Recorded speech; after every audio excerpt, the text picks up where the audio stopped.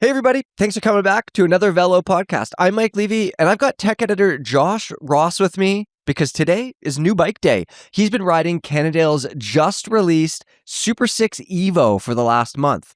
So later in the show, we're going to dig into the SuperSix. We're going to talk about how the frame's changed, what's new, how it rides, what's good, what could be better. Josh, the 5th generation SuperSix. There's been a lot of these things. Sure is nice to get an entire month on this bike. Can you tell me about the testing that you did on this thing? Yeah, so right away, the very first thing I did was go out and do essentially 25-mile warm-up to a 12-mile time trial, which I talked to you guys. I think I remember when I did that, I talked to you guys about it a little bit. But, you know, I love a good time trial, but man, they're brutal. Yeah, exactly. The weather has not been ideal for bike testing, has it, in Portland? It's supposed to be potentially snowing today. Things are a little rough, but I got out there. I did the thing. You got to test aero bikes. The one thing I do have to pick my days in this time of year when I'm going to be climbing. You got to watch black ice in those on those descents.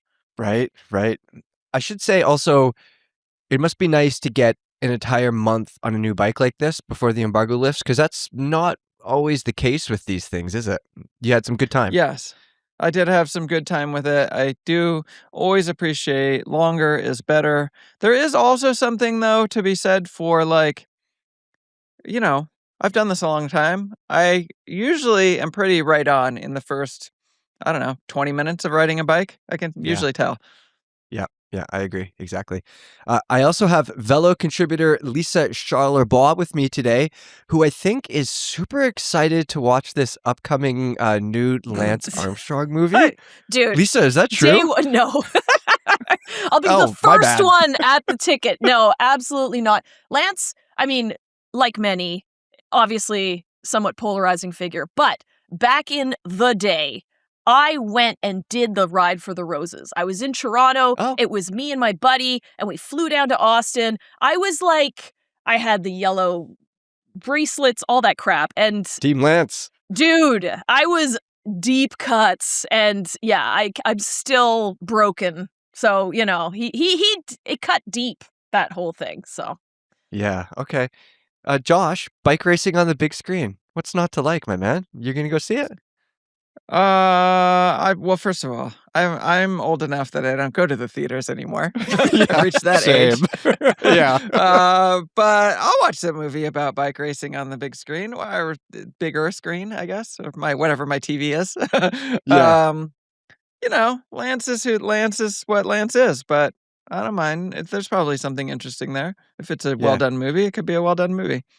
Yeah. I don't know. Think for me, I definitely was a Lance fan. Obviously, he was a giant piece of shit back when he was doping, but not just doping, like for treating people like crap. Oh, yeah. Like for many, many years and all that. I think that for me, like everyone was doping, so I don't really care. But it's just how he treated people that kind of bothers me a bit. But I think what's interesting and why if this movie actually happens, why I might look forward to it, might go see it, is because the character arc, like the character development arc is so interesting, from like the cancer thing to winning the things to doping, denying, being a piece of crap.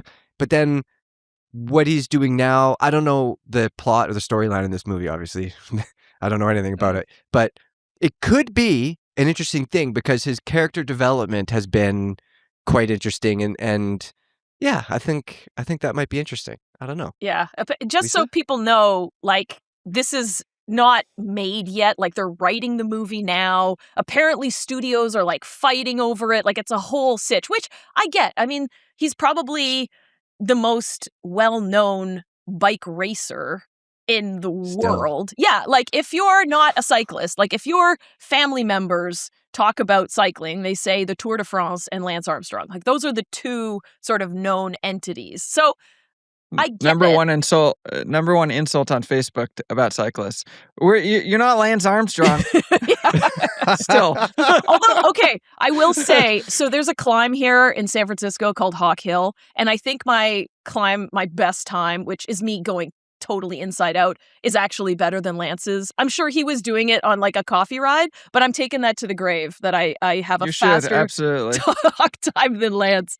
So yeah. Smash Lance. And you did it clean too. That's right. There you go. 1000%. And you should always remember you have won just as many Tour de France's. That's true. Hey, easy now. Lance has won 7, and I will go to my grave believing that. Oh no, Mike. Oh no, no. I don't think that's a popular opinion, but he beat a bunch of other dopers. Who cares? Were you going to give it to like the 23rd place guy? Yeah. No, 1000%. Who wasn't doping? I mean, you don't know. It's crazy. When you go into Mellow Johnny's in Austin and you see they still have all the yellow jerseys on the wall. Like, it is such a crazy time warp to walk into that place. It blows my mind. Do you guys remember when he posted the photo of him laying on the couch with the 7 jerseys behind him? Oh my God. That was kind of a douche move. Dude, it's just too much. I would like to listen to the Move podcast, and I actually think it's really funny when he's like, you know, into the douches and like all the things he says are funny, but I just can't support it. Like my brain will not allow it to be a part of my, you know, media landscape. It just feels wrong. I mean, I think we're getting into the weeds here a little bit, but can he not like redeem himself ever? Is he just there's none? Really? Dead it. It's dead. No, dude, how do you walk back from that? I don't think you can. I'm with Mike. It's not just the fact that he cheated. That's one thing. It's the fact that he like just doubled down on it and then ruined careers. Like there's all these people in his like it's unforgivable. I'm sorry, you don't get to walk that back. And also I don't think he ever really did. I don't think there's a moment, and maybe this movie with Austin Butler as Lance Armstrong, which is also interesting, maybe that will have some sort of redeeming moment, but doesn't seem like it. Yeah. I think that if these ex-doped riders can be team director sportifs and run teams like we see now and like all of that and be welcomed back into the sport, I think that Lance has the chance to redeem himself too, personally. And I'm not saying that I'm a big Lance fan, but I do have a giant poster of an old Velo News cover of Lance Armstrong on my bathroom wall. Fantastic. Oh, on your bathroom? Okay. He's not even allowed to like do amateur like tries and stuff. That seems like kind of a bummer. No, it's literally everything. Like he can't do an Ironman. He can't do nothing. And it's funny you say the bathroom because there's a bike shop in Los Angeles called the Cub House. And if you go to their bathroom, it's covered in Lance Armstrong posters and like all this memorabilia. It's actually pretty impressive, the stuff they have in there. And it's like on the trash can, it says like "Go Lance" right by the urinal. The whole thing, it's pretty epic. So shout out to the Cub House. Well, speaking of making listeners and readers angry, let's go to the YouTube comments. So everybody was super happy with my comments about how high vis was victim blaming. Let's hear it. Yeah. Okay. So I'll read you. I picked out a couple good ones. The first one is from user Forrest Felvey. I think I got that. This is about Josh. This is some really dangerous, stupid shit this guy says about high vis not helping improve safety. Cycling is about marginal gains, and common sense measures to improve safety are no-brainers. Number 1, don't ride at night in the presence of cars. Number 2, bright colors, reflective elements, and lights must all be used. Not some, all. Ride hard, ride safe. Josh? Yeah, no. Absolutely not. I'm going to reject this entire thing. I think you're I am crazy, going to double Josh. down. You can call me Lance here. We are not beholden to. We don't have to live in a world where we just capitulate to cars as they can just kill people with impunity, and that's just okay. Now, I'm not saying you should not do what you can do to try to keep yourself safe, but I want evidence-based things when we're making decisions, and I never want to like, even if we're going to make choices that maybe are not ideal because they keep us safe, I never want to stop at least dreaming of the idea or like trying to create change around vehicles need to keep other road users safe. Hard disagree. All right, I'm go for on it. Team Forest here. I just think that if you're out there, we all know how dangerous it is, and the high vis stuff is not going to hurt. Mhm. It's only going to help. And I have this super bright LED vest, and I tell you what, I feel like an absolute dork when I put it on and it's flashing. But I mean, when it's night and I'm on some gnarly road, I'll pull it out of my bag and put it on, and I do feel safer. I don't know if I am safer, but it has to help. Which means, like, if I'm 1% safer from not getting run over, I'm 100% happier. Or maybe there's a psychological, again, I'm talking completely out of my ass, just so we're clear, but maybe there's a psychological benefit that when you wear your high vis, you are automatically more defensive, right? Because a lot of times you have to sort of anticipate that the car, if you operate under the assumption that the car never sees you, then you're going to automatically be 10,000 times more defensive. And if you need to put on some crazy neon yellow to feel like you're being more defensive, then maybe that's the benefit. Right. I feel like a Randoneer when I wear that. Yeah, to you be do. honest, Lisa. I love it. I did dive into, I want people to know that I do pay attention to their comments, and I did actually look and see if I could find some studies and prove it one way or the other. There's not a lot about it. It seemed my initial, like, this is very initial, I'm not like claiming anything here, but it seemed to be that high vis, if you think of it in terms of like just like bright yellow kind of thing, that essentially is useless at night. But there was maybe some studies that showed it was helpful in the day. And then there just wasn't a lot of info one way or the other. In general, I would agree with this idea of 1%. Like, I'm not against that. And if we just take that as a basic idea, but there's all kinds of things that we thought that we know or that seem like they're quote unquote common sense that are just wrong. And I would like to see some actual data, not just like, oh, well, you weren't wearing high vis, so therefore the car hit you and it's your fault. No one's talking about fault, though. I'm not talking about fault. Like, when the truck hits me, I'm not thinking about fault. I'm thinking about being alive. I don't care about fault. Yeah.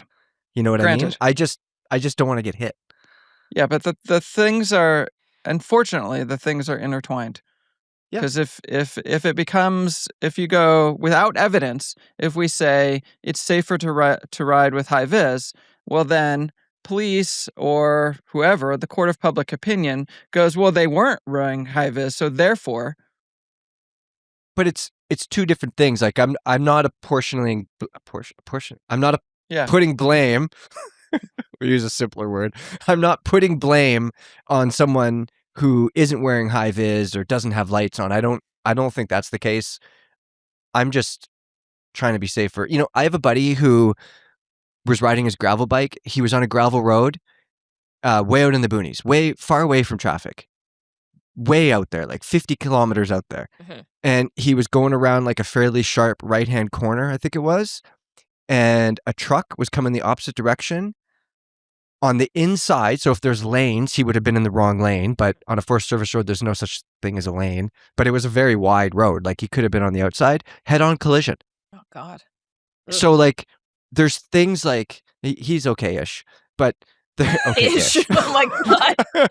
So, like, if a vest isn't going to save him there, or lights aren't going to save him, I understand it's a big, scary world out there. But I just think it makes me feel a little bit better to be like a giant flashing nerd, Mm-hmm. I don't know. Yeah. Well, there's I'm sticking on this a little bit more, which is to say there's two different ways. There's the macro and the personal, right? You're talking about the personal, and that's good. And whatever, I don't care if people want to wear high vis or not, and I sometimes wear high vis or not. Like, it's fine. But on a macro level, because we have a platform here, I have a platform not just on this podcast, but also through the magazine. I want to affect change in the world, which is to say that it is not the cyclist's responsibility to have cars not drive into them. Yeah, I agree. That makes a lot of sense. Yeah. Case closed. Okay. Yeah, case closed, period. Forrest, feel free to reply. Yeah. This next one is for me. I'll read the question out a little bit here. It's from A Goldfish 0. He says, how can a serious cycling podcast have pros and cons? How can a serious cycling podcast have a pros and cons discussion about radars? Bike radar is unconditionally a positive for riders. The whole argument that it detracts from the experience by acting like social media on your phone and pulling you out of the experience is laughably bad. And that's directed at myself because I asked Josh if the radar, if he found it annoying and if he pulled it out. And like, I don't know about you guys, but sometimes I will take my computer off my bike. I can be pretty bad for like staring at numbers and stuff, power numbers and things like that. So sometimes I'll take my computer off my bike and I'll put it in a back pocket or something. And personally, it does change how I ride. 100%. I skid way more. I have way more fun. So I don't Goldfish. I wasn't saying that it's that it's not unconditionally positive. Obviously, use it if it makes you feel safe. But I still do think that, like, personally, if I had radar on my bike and I'm riding around, I see a world where I am paying too much attention to my silly radar thing. Yeah. And just like Josh says, that, you know, it's the car's fault if the car hits me, as long as I'm not being too much of a dumbass. It's the car's fault. Like, I don't feel like I should have to be staring at my radar. And personally, I'm the kind of person who like will get obsessed and I will end up staring at it. So that's kind of my take on it. Yeah. Lisa? I saw a lot of people like, you know, I think it's maybe a little too dangerous to rely on technology 100%. Like, there's a battery in that thing. It's going to die. So what happens if you're on a ride and all of a sudden your radar is gone? Like, you have to be able to be adaptive to the environment and understand, like, I don't ride with a radar either. And it's just because I don't want to. Like, I don't need, maybe I could use it, but all these people that were kind of going off about like how irresponsible it was and all this. And I'm just like, that's really heavy. Like, we operate in this world. We have free will. Like, geez, you know, it seemed very intense that there was like a right way and a wrong way to do something. And I just feel like that's a little too black and white. Yeah, I agree. I'm not, you know, if I had a radar, I could see myself like getting to the point where I like, like starting getting paranoid and like, oh, a car shows up and I like jump out of the way and I'm like riding right in the ditch or something. I don't know. Well, and that's maybe I'm taking it too far. No, but I think that's really smart. Like, understanding there's going to be all sorts of things that happen, and whether you have a radar or not, it might not even, like, when a cyclist passes you really closely, right? Or a car does a close pass or whatever. It's more about your reaction and maybe less about the anticipation of it, right? Can you hold a line? Can you not swerve and get distracted? Can you sort of like keep your ish together when you're in some of these really, I'll call them high stress situations? So I think maybe focusing more on your reaction and less on this idea that you need to, because what's going to happen if the radar tells you that a car is going to close pass you? Does that change anything? It's just the fact that now you know maybe a second before it happens. Like, I don't know how that's going to change your reaction, whether you had the radar or not. I gotta jump in here because I was mostly on board with you guys. Like, I think it's an entirely reasonable question. That's why we discussed it. Like, you know, an entirely reasonable question to say, like, does this potentially distract you?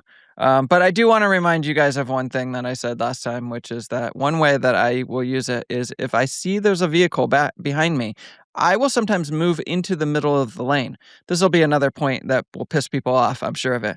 But there are situations where I do not want them to pass. It is not safe for either of us. And when I see vehicles there are times when I will move into the lane and then, like, so that I make sure they don't pass.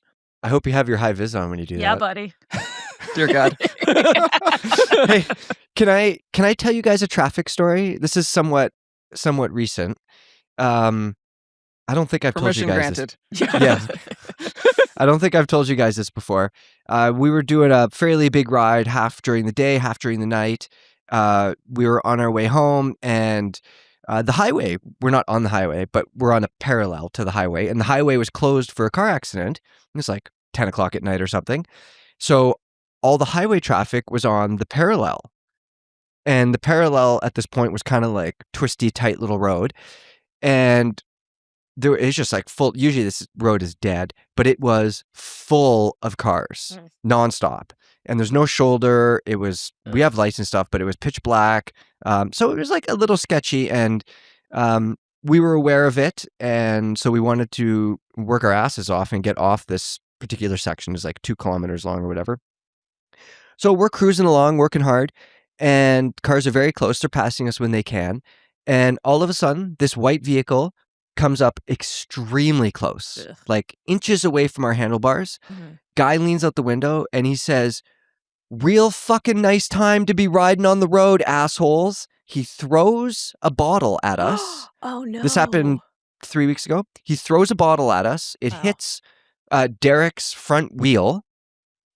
Crazy. We're doing like 40 something kilometers an hour. Hits Derek's front wheel. Derek has a bit of a like little sketchy moment, I think, but it's okay. We weren't going to crash, but it's okay. And then the guy's like screaming out the window, and he just like carries on. And I don't know. It just like, it gives me no hope, when shit like that happens. That's I don't know. This doesn't really have anything to do with radar. This is why I seem to like, if you think that I am standing on a like unreasonable platform with the high vis thing, this is why. Because that guy would be like, they're not wearing a high vis. It's just like, you have to take a stand somewhere. And I don't know. There's a lot of hills I'm not willing to die on. This is maybe one of them. Literally, we were. Potentially. I would have. Unfortunately, like the next stoplight for that guy was like 10 kilometers away. But like those are the kind of things where you have your nice heavy multi-tool in your pocket, and you have a good throwing arm. Oh, jeez. Something like that. Oh my God. I have tried. I have times tried to confront people at lights. It's never a good idea. No, it isn't. It is never a good plan, people. Just joking, people. It never works out the way you want it to work out. You think that you're gonna like do something useful, and it just never happens. I did it once. So there was the truck, and it was actually in Ottawa, Canada, and there was this truck, and he passed me really close, and then it turns out we both stopped at the light. And I was so pissed about it, and I kind of motioned to the guy and gave him the old, like, roll down your window, which, I mean, no one has that. But anyway, and so he actually lowered the window, and I said, "Hey, buddy, you passed me really close." And this guy was actually like, "Oh, I didn't realize that. I'm so sorry." And then I was like, "Oh, well, just so you know." And we had probably the most Canadian exchange ever. But yeah, it was pretty beautiful. But I will say in that particular moment, it was actually like a teachable moment for this dude to be like, "Yo, this is not great." And I don't know if he changed his ways or not, but it was a 1 for the cyclists. I got 1 in the column of yes for us. So go team. My moment would have been teachable as well if I had caught the guy, but it would have taught me that I am a skinny, defenseless, 150-pound cyclist wearing spandex who should not mess with big old farm boys, on the side of the road. And it would not have been good. Next comment. This one's from Applejack76. So last episode we talked about our animal encounters, Lisa. Yes. We had some scary ones. I had a scary one where something followed me through the bush for 15 minutes. Applejack76 says, a squirrel was following Levy for 15 minutes. Applejack, that was most definitely not a squirrel. I mean, it could have been like, maybe if it was like 30 squirrels all traveling together, getting like ready to take me down. Like that's the noise that it sounded like. So yeah, I wish it was a squirrel, but unfortunately I don't think it was. I would love to know what it was, and I still to this day don't, and it still gives me, it's one of the scariest moments I've ever had in the forest. But thanks, Applejacks, for your compassion in this moment. I wish you guys could have seen me when that was happening. Like I was almost in tears. I thought I was gonna die. I had a big rock in my hand, a big pointy rock in my hand, and like, oh jeez, oh man, it was not. Crazy. It was it was not ideal. Okay, next question. So a few weeks ago, Josh, you did a big old comparison article comparing the top tier groups from SRAM, Campy, Shimano, and TRP. So this is sort of related to that. Quebec RFS clan, Québécois reader. Bien sûr. Here. Hello. Bonjour. Yeah. Oui, ça va bien. We've offended every Québécois on the planet. That's it. I'm done. This episode is about making people mad. Yeah, clearly. So he or she commented, Josh should just review the Rotor Uno group set. Josh, should you? Yeah, I think. Although I'm not actually sure if I'm talking about the right group set anymore, because Rotor was its own brand, Spanish brand, and they had a Rotor group set, which was hydraulic based, not electronic, which was really cool, except it came out at exactly the wrong time. It was just in time when electronic was coming up, and it offered a more complicated but potentially better version of mechanical at a time when you could instead choose a more complicated but potentially better version of mechanical, and it was electronic. Yeah. And it never went any. It was just bad timing, and it was an interesting group set, and I would have been into reviewing it. However, they have now been bought out by Wheeltop, I think. Yep. And so their Rotor now offers an electronic group set, which is really just a wheeltop group set. And I mean, I'm into reviewing it in general. I just I haven't made the connections yet. And also, I want to just take this opportunity. I forgot all about this, but last week you kind of called me out that I should just buy I should just buy it and do it that way. And here's why I hesitate to do that. Is that when I recommend something, it should not be a snapshot. It should not be the thing that I bought at the store that maybe works or maybe doesn't. And like that's the difference between doing reviews and telling people about the cool thing you bought, right? I want to be able to say, as a group, this is something I can recommend versus, yeah, I bought one and it happened to work or it didn't. I'm going to disagree with you there. I think the customer Fair. experience, like pretending to be a customer, it's sort of how we should look at this stuff. And I think it's really cool that, we have access to things that normal consumers don't. Like, let's use the Campy thing, for example, Super Record. I think, Josh, I remember you saying like install is kind of finicky, so somebody at Campy did it and like blah, blah, blah, blah, blah. Like, I don't want somebody at Campy to do it. I want my local mechanic to do it, or I want myself to do it, because that's more of that's like real world shit. You know what I mean? I know it can't work like that because you can't just go out and buy all these components and you don't have time to install all these things. And like, we can't just be billing Robin for wheeltop group sets all the time, But I do think that pretending to be a normal consumer, is a pretty valid way to be looking at this stuff. So I do that to a certain extent. I will tell you if I have a problem with something, the very first thing I do is pretend to be a consumer and call customer support. Yeah. And just good. like I was a consumer, and I see how that situation goes. And then if I resolve it, then so be it. But I may also sometimes have to go back to some other contact at the company. But really, I want when I put something out there and I put my name and recommendation behind it, I want you to know that it's not just how one thing performed. This is how it works. And if you're I try to solve problems for people. Like there's times when, actually I can think of a headphone. For the headphones buyer's guide, there's one Sunto headphone that you have to have an iPhone to do an update before it'll work on an Android phone, which is stupid, obviously. But like I had to figure that out and then tell people about it. Like, it's bigger than just, yes, the customer experience is important, but I try to do something bigger than that. Yeah. Okay. Fair enough. Joe Kawasaki. Right or wrong, I don't know. But. Yeah. No. Joe Kawasaki has a kind of related comment to that. He says he enjoyed the drivetrain article. He says he feels like the Chinese group sets they're already pretty well represented on YouTube. There's been a fair bit of tests about them. But related to our just recent discussion there is, he says that he feels that until they have distribution networks in the States so he can get something replaced on Friday before my ride on Saturday, they're pointless. And I definitely agree with that. Like, that's a huge factor in my mind is, if my battery doesn't just run out of juice, but like doesn't take a charge, I need to get a battery freaking yesterday, and I don't know if that's the case with some of this stuff. The availability might be difficult, and for me, that is a giant red flag. Although even the stuff that's available, it might be impossible to do that. I don't know. Not all of it is always available, but no, I think that's a really good point. I mean, I love the idea of going into all these kind of obscure and like unknown and like lesser known group sets or just tech in general. I think it's really cool. But you're right. If you can't access it easily, then it's really kind of pointless. Like what, the $700 now, I think they're like $5,000 campy batteries now. They just keep getting more expensive. Keep adding zeros, baby.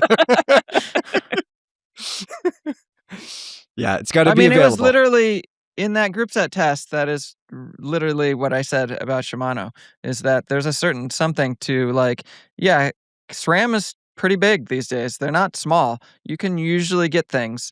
Campy, not so much, but like, they're not impossible to get things, but if you really want an easy user experience, there's value in that, and Shimano offers it in a way that no one else really can because they are the biggest, and there is definitely value in that. But people want to know about the Chinese group sets. I'm super interested in doing it. It's on my radar.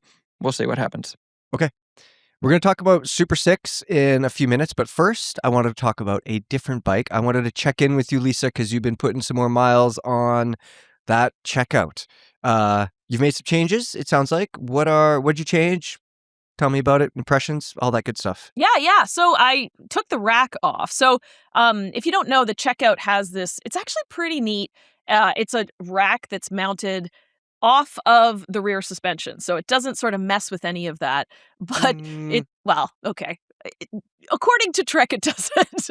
I took it off. I'm pretty happy that it's gone. First off, I thought it looked really dorky. Like, not to be about all aesthetics, but it's a choice. So I did remove it. That's a Randoneer saying that. Yeah, I know. Which it's bad. So yeah, it definitely rides a lot better. I still feel like this bike is so darn heavy. Like, actually, I think even with the 1.5 pound rack removed, it's still like close to 25 pounds, which I don't know, man. I'm not a weight weenie. Like, I ride steel bikes and all the things, but geez, it's a bit of a pig sometimes. It kind of bumps me out. The rack thing, I admire the engineering behind the rack. I think it's neat and how it's integrated and everything. And they say that it's because it takes weight off the rear wheel, so the suspension can move freer, sprung weight, I think it is. The weight is still, like, I know it's on sealed bearings and all this stuff, but it's still over the axle and it still goes up and down. And I understand, I'm sure some of the force, some of the weight is off of the suspension, but it's still hanging out over your rear wheel and it's still going up and down with the rear wheel. So in my mind, I'm not sure how much that matters, to be honest. But it does look kind of funny. Yeah. Well, they say it's made with these pivot points so that it's sort of like positioned off of that particular. Like, also, they would. The tire. The tires are massive. So, like, let's be honest. I think that's taking. They're not big enough, bro. I just. What size are they? Remind everyone. Me too. 55 mil. So like that's big. Beefy. So like even with this bike locked out, it's just so squishy, and like I have to ride 5 miles to get to the fun stuff, and it's such. That's it. Yeah. Well, yeah. Okay. I guess I shouldn't complain. But talk about perspective. Oh man. Like, it's just such a bummer because you're like out with your buddies and you're like, cool guys, I'll see you there. Like, you just can't hang. It's just so slow. And yeah. So I would say you should put some high volume but faster rolling tires on there. So like, don't go below 50, but put something that rolls faster on that bike.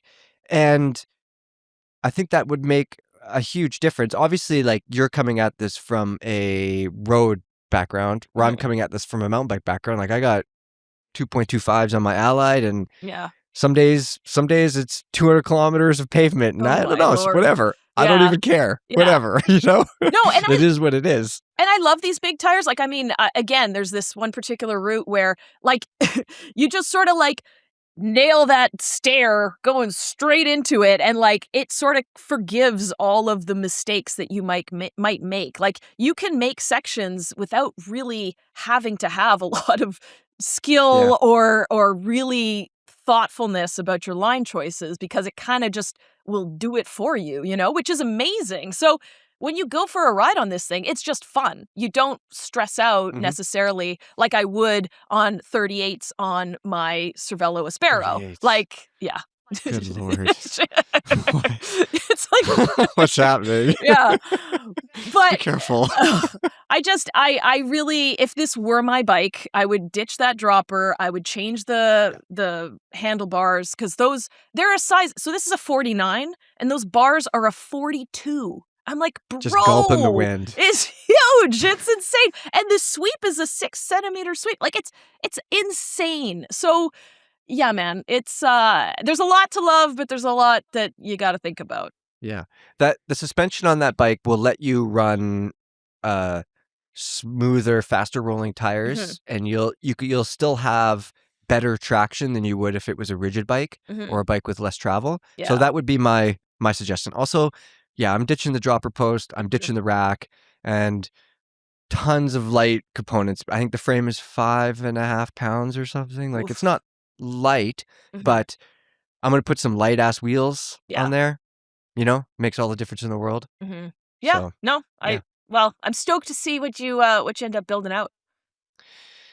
Well, heading the complete opposite direction, Josh, the SuperSix has been around for, a long time. The 4th generation came out in 2023. So what I want you to tell me about this new SuperSix EVO that you've been riding is what's changed between the 4th generation and this new 5th generation version. Well, there's basically 2 answers. There's the marketing answer, which is, ooh, everything is all brand new, totally new. This is the greatest bike that has ever existed. Then there's the real answer. They put narrow handlebars and deep wheels, and it's pretty much the same bike. Why? Is that purely so they could say it's more aero? Yeah. I mean, so there's a couple of things. They did change the geometry slightly. They lowered the front end, which I think is a mistake, and That's I talk about that. Opposite to what most brands are. Most brands going with more stack these days? I don't know. These brands, they like the trend. There is a trend towards more stack for better aero, because people can't hold like super low aero positions, and so it's better to be narrow and just come up a little bit and hold your position better. But my reading between the lines here on this bike is that their pros said it's too tall, and so they changed it for EF. And I don't know how much EF, how many bikes EF buys from them, but I think that's maybe not the best choice. And this is coming from someone who wants to be super, super low. Yeah, I don't mind riding I didn't actually get to test this bike all the way low, because although I don't mind riding it all the way with no spacers, it turns out that most bike reviewers can't actually do that, so they won't cut the steerer on Cannondale bikes. And so I rode it with 25 mil of spacers, I think, if I'm remembering correctly. And whatever, I would have gone lower, but I don't mind. Here's the more important thing about, I think, I'm sorry, I got a little into the weeds there. It's like, no, what really matters is it's about being unique, I think. Like, why am I going to buy this bike? Why would you buy this bike? There's lighter bikes, there's faster bikes. Why would you buy this bike? And in the last generation, you could be like, well, I want a really fast bike that's maybe a little bit taller. I prefer the extra 10 millimeters spacer, or less spacer. And then you go, okay, well, there's that Cannondale. So now they got rid of that, and then you go, well, like, what? Why? What's special about it? It's basically the same geometry as the tarmac. It's also heavier than the tarmac. Barely. Barely, but I want it numbers. is. I want data. Grams. It's grams. Come on. Yeah, it's like every 730 grams for the high mod frame. Right, 730 versus 680, I think. I have it in here. That's like It's not much, water but bottle. why would you? But that shouldn't be a defining factor in the purchase of a bike or a frame. Like 50 grams, it should not be the defining factor. Yeah, it's 685 for the tarmac, and it's 728 for the Lab 71 special Cannondale, which by the way is more expensive than the Specialized. But also, no, it shouldn't. You shouldn't make a decision based on that alone, probably. Except that if you're buying a $10,000 bike, the hell are you basing your decision on? You want the best. Well, what is this the best at? Nothing really. It's probably pretty good at lots of things, I would assume. Yes, and it is absolutely pretty good at lots of things. And the frame is 50 grams more. So, I mean, who cares? And if somebody is a Cannondale fan and likes the Geo and does want that lower stack. The Geo's the same. No, it's lower. The Geo's it's got less stack. But it's the same as the tarmac, I'm saying. Okay. Well, lots of people aren't Specialized fans. Lots of people don't have a Specialized dealer in their town or whatever. I'm pretty sure if you have a Cannondale dealer, you have a Specialized dealer. Yeah, probably. First of all, let's just take that off the. I do actually think there's something to that because, like, I actually have a Cannondale SuperSix, like from 2021 or something. I love that bike. Now, granted, that is like ancient times compared to what Josh is riding today, but I am not a Specialized fan. Like, I actually would never buy a Specialized. It just, I don't know why, it just doesn't appeal to me. So I feel like Cannondale is maybe the bit more like embracing sort of vibe. Because I think at that point on a $10,000 bike, like it is brand driven. Because you're right. They're all sort of like, it's table stakes, 50 grams here, slightly longer, higher, shorter stack, blah, blah, blah. Yeah, so I'm all for this idea of being brand driven. But are we saying that Cannondale has they're interesting and unique while Specialized is not? Yeah. Yes. Maybe. Yes, I am. Yeah. That's exactly. Team Cannondale. Specialized has done some cool stuff too over the years. Some really neat stuff, of course. But yeah. I mean, I remember Cannondale like from back in the day and like the System 6 and like all sorts of cool things, like in my mind, still my generation, I think we see Cannondale and we think innovation for better or worse, and neat, cool things. And like, I'm always going to be a Lefty fan. Like if I had to, if a tarmac and the Cannondale are beside each other and they're like relatively the same, I would probably pick the Cannondale also just because there's a lot of Specialized bikes out there. Yeah. And to me, I would like to be on something different. I think that counts for something. I completely agree. I just don't. I say it all the time on here. I just don't think Cannondale is different enough. You could you could make that same case, and then with your $10,000, you could get something that's really interesting and unique. Yeah, it's not Cannondale. That I don't disagree with either. I have no takes today. I'm just agreeing with everybody, just so we're clear. But I think the thing with that Cannondale, I will say, because at some point the aesthetics is what really tips you over the edge, right? Like when you're in the super bike $10,000 sort of conversation, you're talking purely what looks coolest. And the carbon weave that they have on that bike looks sick. Gorgeous. And I think a lot of people are going to be stoked about that. I also just want to remind everybody that at the $10,000 price range of the bike that I tested, you could buy the Cervélo S5 also. Yeah.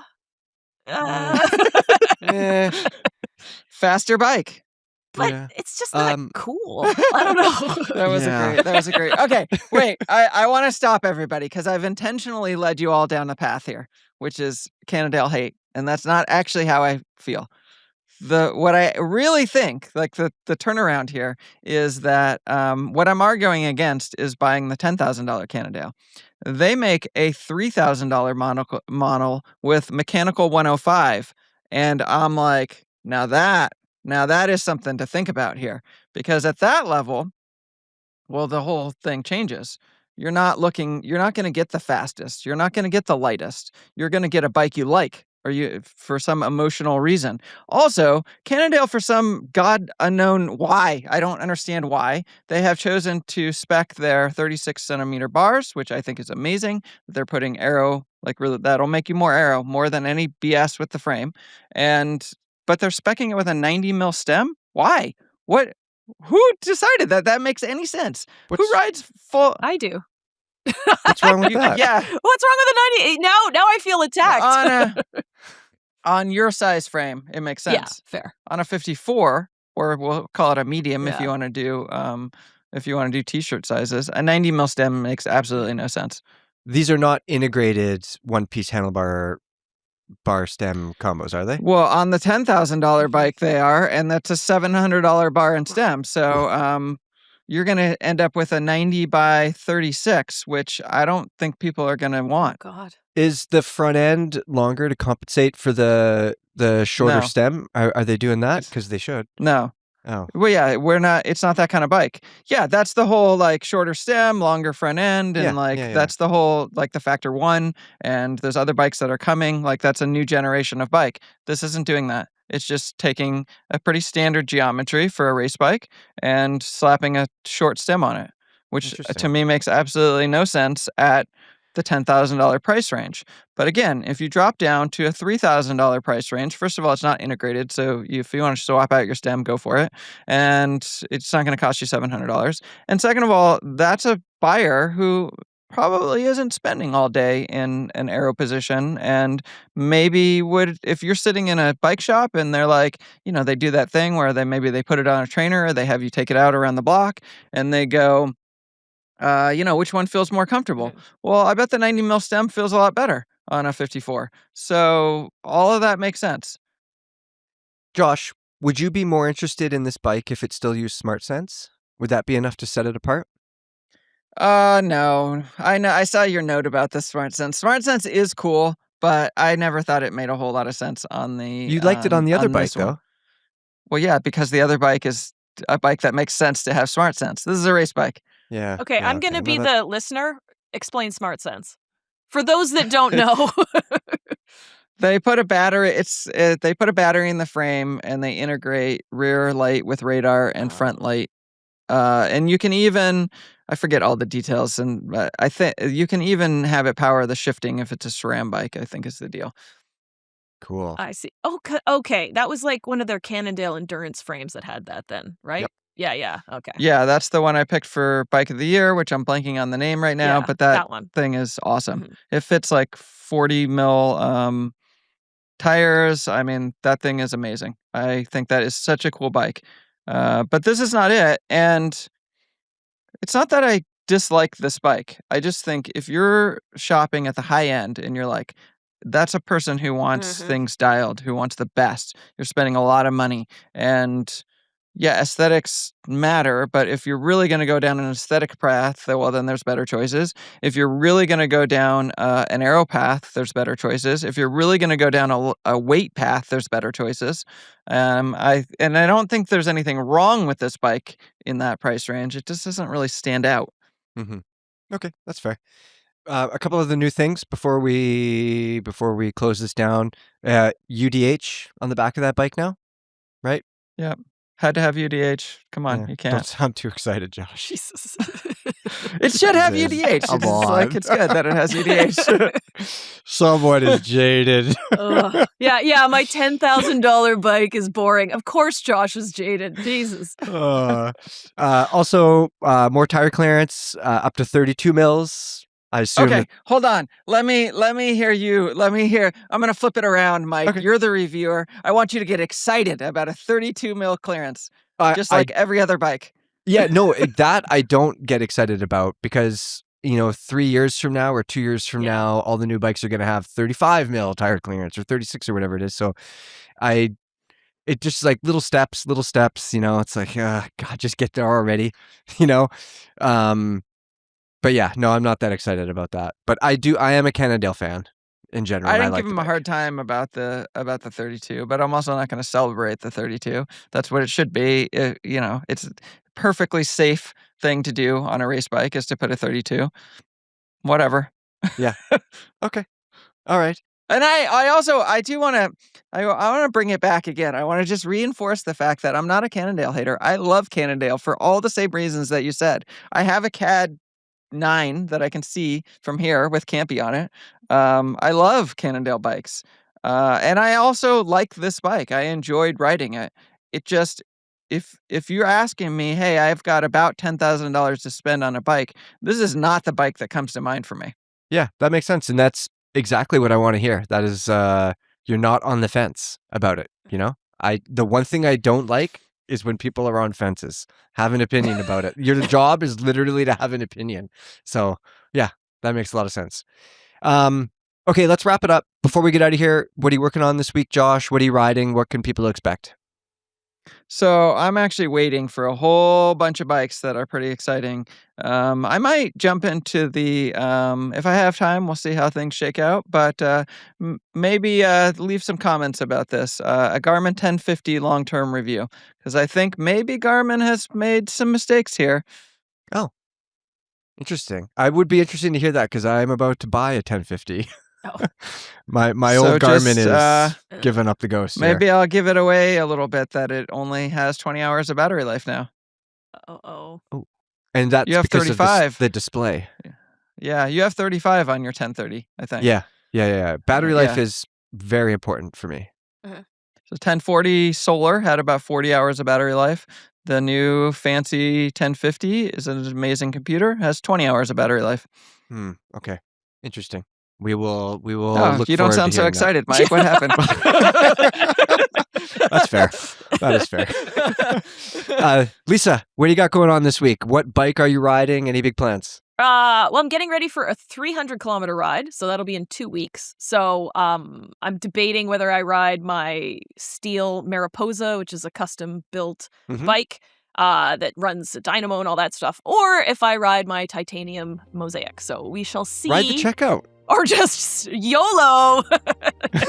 What the just heck? give her. Yeah, exactly. We'll see what happens.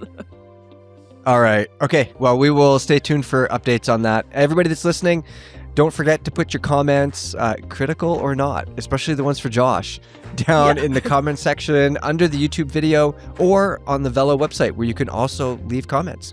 And everybody, we will see you next week. Bye-bye.